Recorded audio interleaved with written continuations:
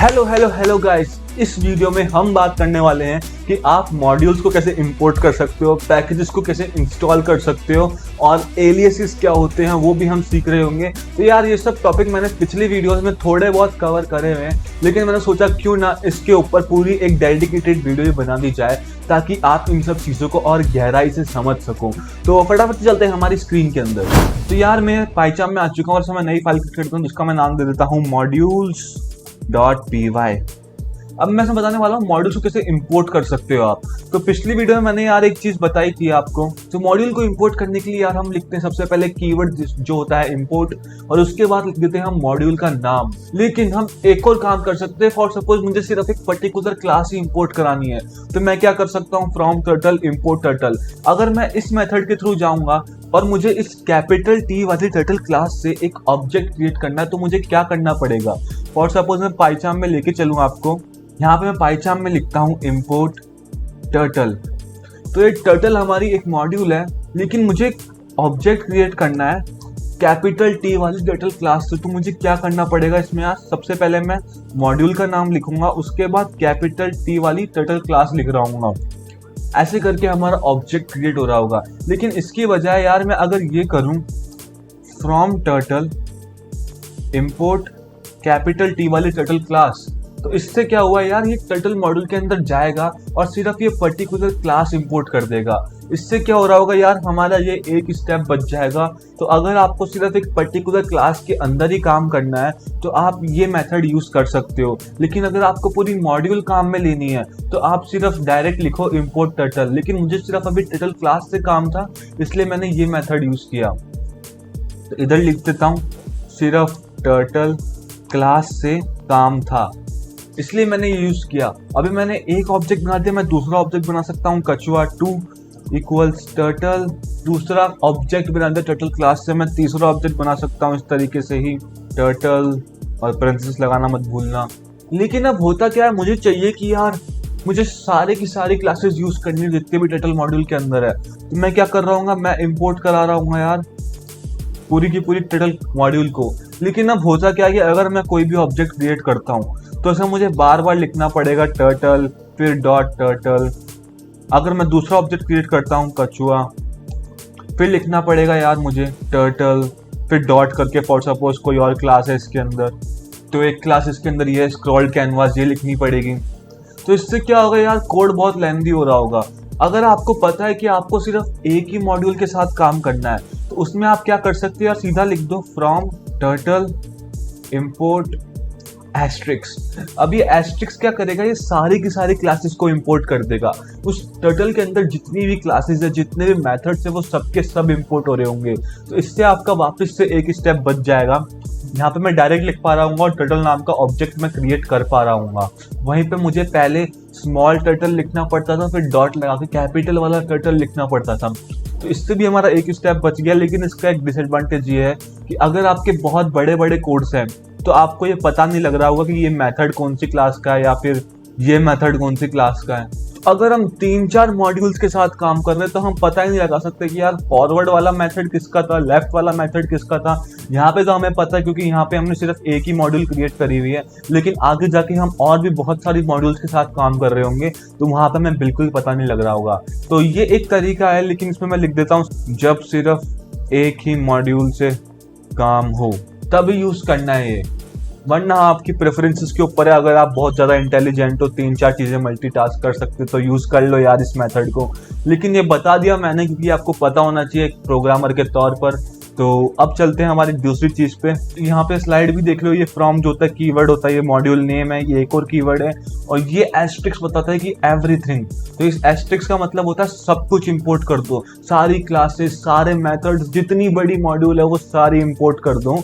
लेकिन हमें बार बार ऐसे उस मॉड्यूल का नाम नहीं लिखना पड़ेगा और डॉट नहीं लगानी पड़ेगी। हम बिना डॉट के भी ये काम कर सकते हैं। देखो मैंने यहाँ डॉट लगाई तो यहाँ एरर आ गई, इसको मिटा देते हैं। तो हम बिना डॉट के भी काम कर सकते हैं। तो ये एक एडवांटेज रहता है इसके साथ। तो यार ये तो हो गया इंपोर्टिंग की बात। लेकिन अब मैं बात करता हूँ कि आखिर एलियासिंग क्या होती है।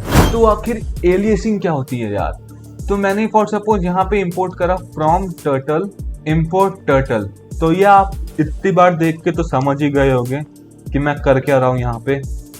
टर्टल मॉड्यूल से टर्टल क्लास को इंपोर्ट करी। तो अब एलियासिंग क्या कर सकती है यार, तो मैंने टर्टल इंपोर्ट तो कर दिया, लेकिन मुझे टर्टल बार बार लिखना अच्छा नहीं लग रहा, तो मैं इस कोड को और शॉर्ट कर सकता हूँ और लिख सकता हूँ एज टी।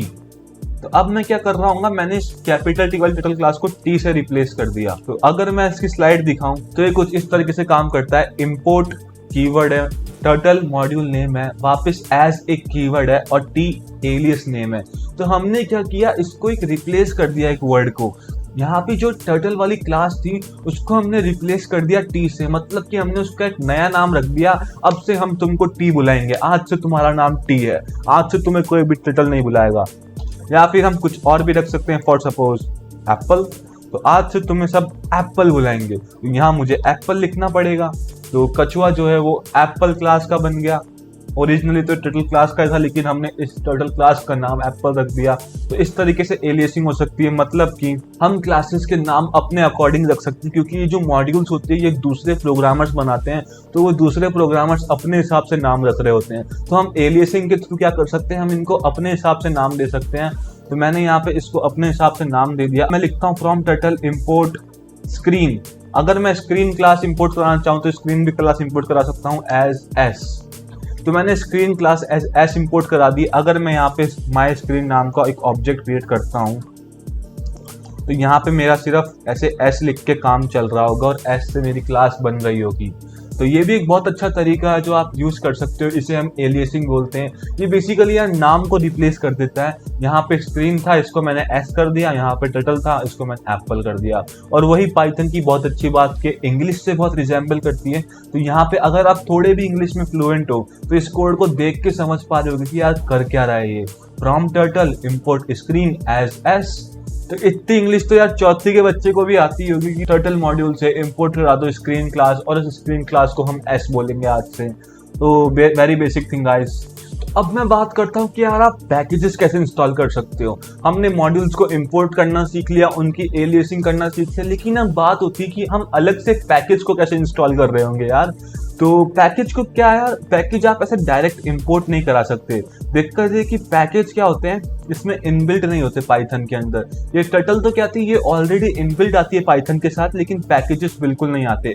तो पैकेजेस इंस्टॉल कराने के लिए मैं क्या कर सकता हूँ, मैं जा सकता हूँ py.org पे और यहाँ पे बहुत सारे पैकेजेस मिल जाएंगे दुनिया जहान के। तो मैं क्या कर सकता हूँ, मैं लिख देता हूँ फॉर सपोज हीरोज, और मुझे पसंद आ गया ये वाला पैकेज। इसका नाम है हीरोज 1.0.2। मैं इसका लिंक दे दूंगा अगर आप भी सेम कोड बनाना चाहते हो मेरी तरह। तो ये क्या करता है यार, हीरोज के नाम जनरेट करता है हमारी पाइथन के अंदर। तो यहाँ लिखा हुआ है get awesome random heroes name. तो इसको यार मैं ऐसे पाइथन के अंदर डायरेक्टली तो इंपोर्ट करा नहीं सकता, इंपोर्ट हीरोज। तो ये देख सकते हो यहाँ पे एरर आ गई। तो अब मैं आखिर कर क्या रहा हूँ यार, तो इसको मुझे अगर पाइथन के अंदर इंपोर्ट कराना है तो मुझे सबसे पहले यहाँ फाइल के अंदर जाना पड़ेगा। यहाँ पे देख सकते हो यहाँ पे सेटिंग्स का ऑप्शन है, ऐसे पाना बना हुआ है उसके अंदर जिससे आप होल्ड करते हो, ऐसे वो वाला पाना। और उसके ऊपर क्लिक करके आप यहाँ पे पाइथन प्रोजेक्ट पे, अपने यहाँ प्रोजेक्ट पे जाओगे। मेरा प्रोजेक्ट का नाम है यूट्यूब लेक्चर्स। आपका जो भी नाम हो उस पर चले जाना यार, उसको ओपन करना, यहाँ पे पाइथन इंटरप्रेटर पे जाना। और यहाँ पे हमने देखो बहुत सारे पैकेजेस इंस्टॉल करे हुए हैं। प्रीटी टेबल मैंने आपको इंस्टॉल करना बताया था किस तरीके से इंस्टॉल कर सकते हो। और मैं यहाँ एक और पैकेज इंस्टॉल कर सकता हूँ जिसका नाम है हीरोज। और स्पेलिंग मिस्टेक। तो यहाँ पे आ गया देखो मेरा यार हीरोज वाला पैकेज। और यहाँ पे डिस्क्रिप्शन भी दिया हुआ है, वही सेम डिस्क्रिप्शन जैसा कि हमारे ब्राउजर में था, get awesome random heroes name. यहाँ पे भी वही दे रखा है, get awesome random heroes name. तो अगर मैं इसको यार यहाँ पे इंस्टॉल पैकेज पे क्लिक करूँ, यहाँ नीचे देख सकते हो इंस्टॉल पैकेज का लिखा आ रहा है। तो यहाँ पे ये हमारा इंस्टॉल हो जाएगा। नीचे एक नोटिफिकेशन आ जाएगा मेरे पास, सक्सेसफुली इंस्टॉल्ड, और ये एरर खत्म हो जाएगी हमारी। तो अब हम इसको यार ऐसे इंपोर्ट करा पा रहे होंगे। अगर मैं लिखता हूँ वापस से इंपोर्ट हीरोज, तो यहाँ पे हमारी कोई भी एरर शो नहीं हो रही होगी। अब इस पैकेज को यूज कैसे करना है, तो जहाँ से हमने इंस्टॉल किया था यार वहीं पे इसका डिस्क्रिप्शन भी दिया हुआ होता है कि किस तरीके से हम यूज कर सकते हैं। तो यहाँ पे यार ये सिंटैक्स कुछ इस तरीके से दिया हुआ है, प्रिंट हीरोज डॉट जेन। इसका मतलब है कि कुछ जनरेट कर दो, मतलब हीरोज के नाम। तो ये मॉड्यूल यही करती है कि कुछ हीरोज के नाम जनरेट करती है बेसिकली। यहाँ पे अगर मैं इसको रन कराता हूँ, प्रिंट हीरोज डॉट जेन, तो ये देख सकते हो इसने हीरोज के नाम जनरेट करे, क्लोक एंड डैगर। वापस रन कराता हूँ, लियोनार्डो। तो ये रैंडमली नाम जनरेट हो रहे हैं और यहाँ पे स्क्रीन हमारी पॉप इसकी वजह से हो रही है। इसको मैं कर देता हूँ कमेंट आउट। और अगर मैं रन कराता हूँ तो लिविंग मम्मी, ओ भाई अलग ही चल रहा है। इसके अंदर मैं फॉर लूप करा के 3-4 नाम एक साथ भी प्रिंट करा सकता हूँ, वो भी करके दिखाता हूँ मैं आपको यार, और बहुत मजा आने वाला है। For names in range 0 to 10 print heroes dot gen. तो यहाँ देख सकते हो यार हमारे 10 हीरोज के नाम की लिस्ट बन के आ चुकी है। Blue Shield, the Punisher, Samantha, Cloud nine, Hussar, एस्टैग, खान, शिवरमैन, ऑनिक्स, डॉक्टर। तो बहुत ही कूल से नेम आ रहे हैं हमारे पास यार यहाँ पे। तो ये एक बहुत ही अच्छा पैकेज था जिसको मैंने आपको यूज करना बताया, इंपोर्ट करना बताया और कैसे इंस्टॉल करते हैं वो भी बता दिया। तो अब ये आपके ऊपर है कि आप इन सब चीज़ों को कैसे यूज करते हो और किस तरीके से बहुत ही मस्त प्रोजेक्ट क्रिएट करते हो। तो अगर आपने इस वीडियो को देख के कुछ भी सीखा हो तो वीडियो को लाइक करना, चैनल को सब्सक्राइब करना। मिलते हैं नेक्स्ट वीडियो में। हीरोज के नाम तो बढ़िया लग रहे हैं, थोड़े और जनरेट करा के देखता हूँ। मेरा मन है कि मैं 100 जनरेट करा देता हूँ। ओ भाई 100 जनरेट हो गए। ब्लर, समांथा, सुपर ग्रांड, पेट एवेंजर्स हैं? पेट एवेंजर्स भाई ये कैसे नाम हो गया यार? स्पॉइलर, एक्सोडस, स्नोबर्ड, कसांड्रा, नोवा, ब्रोंज, बटरफ्लाई। बटरफ्लाई कब से हीरो का नाम हो गया?